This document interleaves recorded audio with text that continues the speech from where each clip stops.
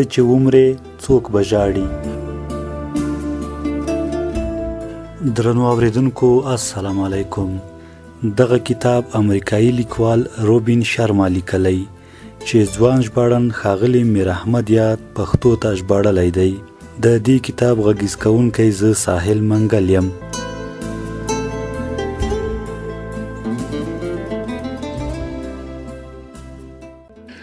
زه چې کوچنی وم پلار مې راته یوه خبره کړې وه او هغه خبره مې اوس هم په یاد ده.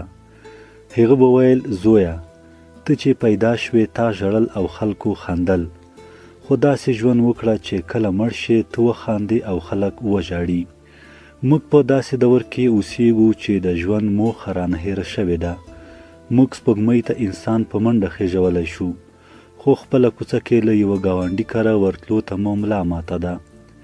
موږ په نړۍ کې هر ځای ته توغندی په خپل دقیق وخت او دقیقه پته ویشتلی شو، خو خپلو بچو سره کتابتون ته د تللو ژمنه پر وخت نشو پوره کولی.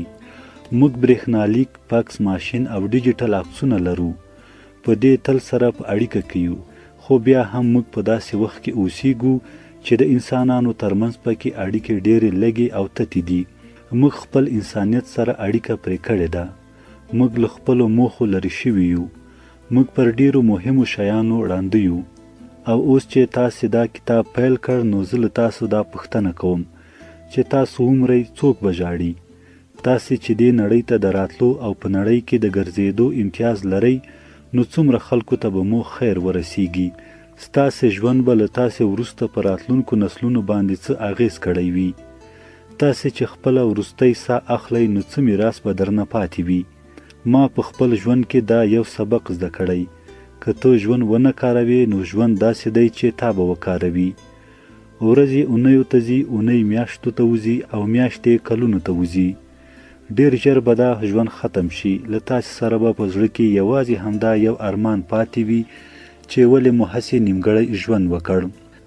برنادر شاه په زنکدن کې وپوښ، که ژوند دې بیرته له سره شي ته به پکې څه وکړې؟ هغه ژور حوصله وکړ او ورته یې وویل زه غواړم هغه کس شم چې ما غوښتل شمه، خو نه وم.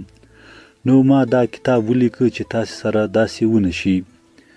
د مسلکي ویناوال په توګه ما ډیر کاري ژوند په شمالي امریکا کې کنفرانسونو ته پر ویناو تیر کړی.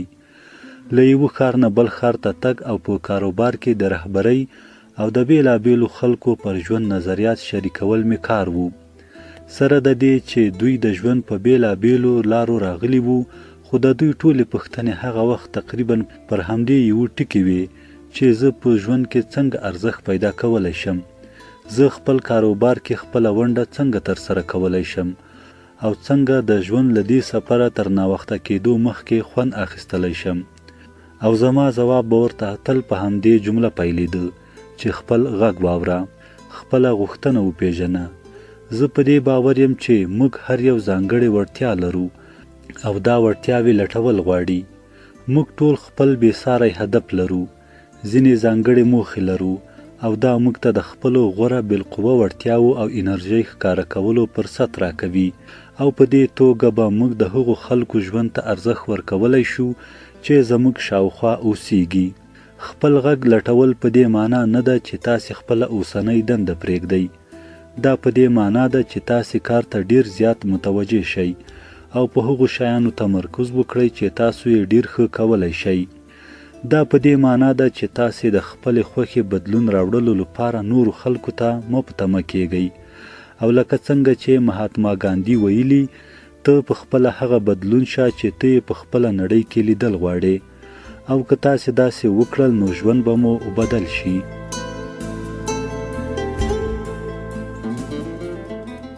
دوهم درس: هر ورځ له یو نابلده سره مهرباني کوئ.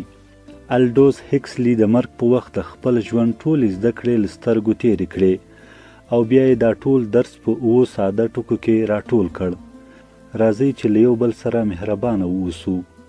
موږ زیاتره په دې باور یو چې د ښه او رښتیني ژوند لپاره باید لوی کار وکړو یا یوه لویه لاسته راوړنه ولرو چې له امله یې موږ د مجلو پر پوښونو او اخبارونو کې راشو. هیڅ هم تر حقیقته لوړ نه دي.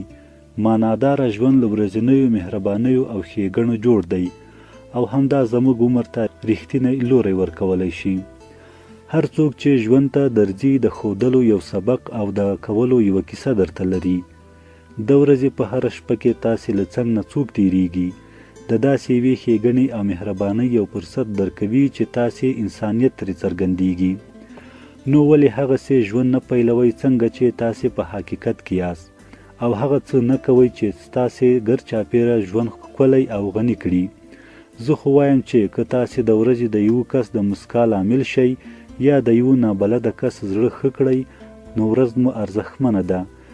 مهرباني اصلا د هغه ځای کرایه ده چې موږ په ځمکه نیولی دی. له نابلدو خلکو سره په نویو لارو او طریقو ښېګڼې او مهرباني کوئ.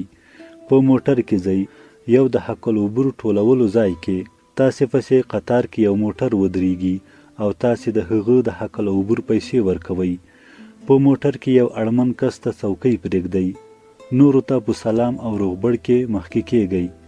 دا ټولې د مهربانۍ د پیل طریقې دي. څه وخت مخکې مې له واشنګټن ایالت نه یو لیک ترلاسه کړ. دا لیک زما د یوه کتاب یو لوستونکي رالیږلی و. په لیک کې لیکلي وو: زما عادت دی چا چې راسره زما په اروايي سفر کې مرسته کړې وي مننه ترې کوم.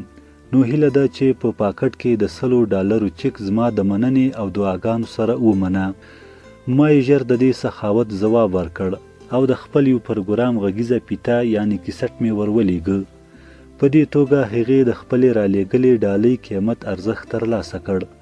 د هغې دا کار له زړه نه د یوې مهربانۍ کولو د ارزښت لوی درس و.